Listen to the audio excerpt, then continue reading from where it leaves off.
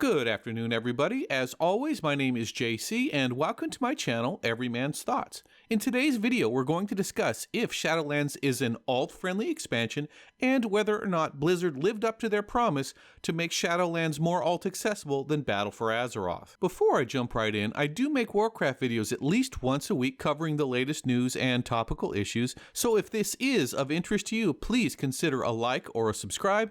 And let's get started. With any alt character, you have two very obvious meta stages, the leveling process and then the more endgame development. ShadowLands has introduced significant changes to both, particularly as it relates to Battle for Azeroth, so let's start with leveling. With ShadowLands, Blizzard introduced two major changes to the process for leveling an alt.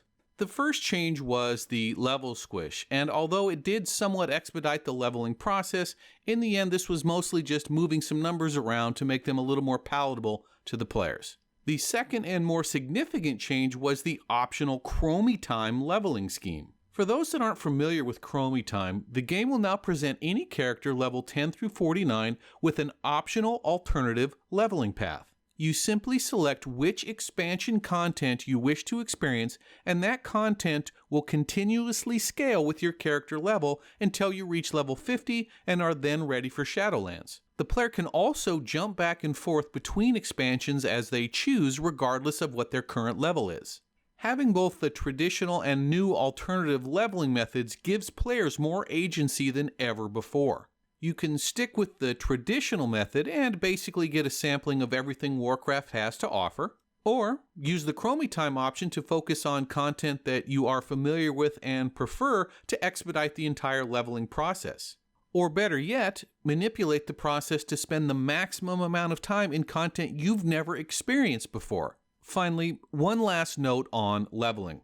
Upon reaching level 50 and completion of the ShadowLands introductory quest line, you are once again presented with options on how you want to proceed. You can either continue along with the linear campaign quest line or choose your covenant immediately and level through alternative means like dungeons and world quests. For me, empowering players to this extent was just an absolute home run for Blizz, and in my opinion, in terms of leveling, they clearly delivered on what was promised. As we move on from leveling an alt to developing it, unfortunately the picture isn't quite so rosy. In the time leading up to ShadowLands, Blizzard paid a lot of lip service to having heard the players on subjects like over-systemification, superfluous currencies, and the never-ending Azerite grind. Sure enough, at the launch of ShadowLands, we were greeted by systems like Renown, legendary currencies, soul binds, and conduits. Also, secondary currencies like Soul Ash, Redeemed Souls, and Grateful Offerings. And let's not forget the ever-present Anima grind, which could quite literally be considered a cut and paste of the Azerite grind from before. In fairness, Blizzard has worked to remove time gating and institute catch-up mechanics and loot choices, all of which will help mitigate the intimidation factor and time commitment from an alt's perspective.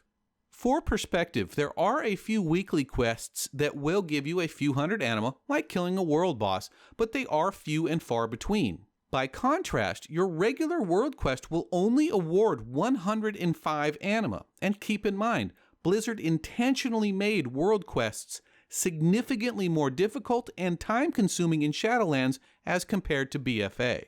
Okay, so I'm only getting 105 anima per world quest, but how many do I need? Well, just to fully upgrade your Covenant, you're looking in the neighborhood of about 90,000. However, anima is the primary currency for your Covenant Quartermaster as well. So if you want your mount, your transmogs, recipes, etc., you're probably looking at another 60,000 on top of that. Now, if you have unlimited playtime or you're looking at this in the long term with just one character, the math makes sense. But remember, we're talking about alts here, and usually more than one. In fact, I can see how many people may want at least one alt per Covenant. So you can start to see why earlier I used the word intimidating. What I'm doing right now is level capping my alts and parking them until flight comes into the game. At that point, world quests will be significantly more convenient and have an overall reduced time commitment. So, with all that being said, we go back to the original question. Is ShadowLands alt-friendly from the perspective of developing and fleshing out your secondary characters And unfortunately, right now, the answer has to be no. The good news is, later patches will likely introduce mechanics to address these issues, but until that time, it is what it is. Well guys, that's it for me today. Please consider a like or a subscribe, and I will see you next time.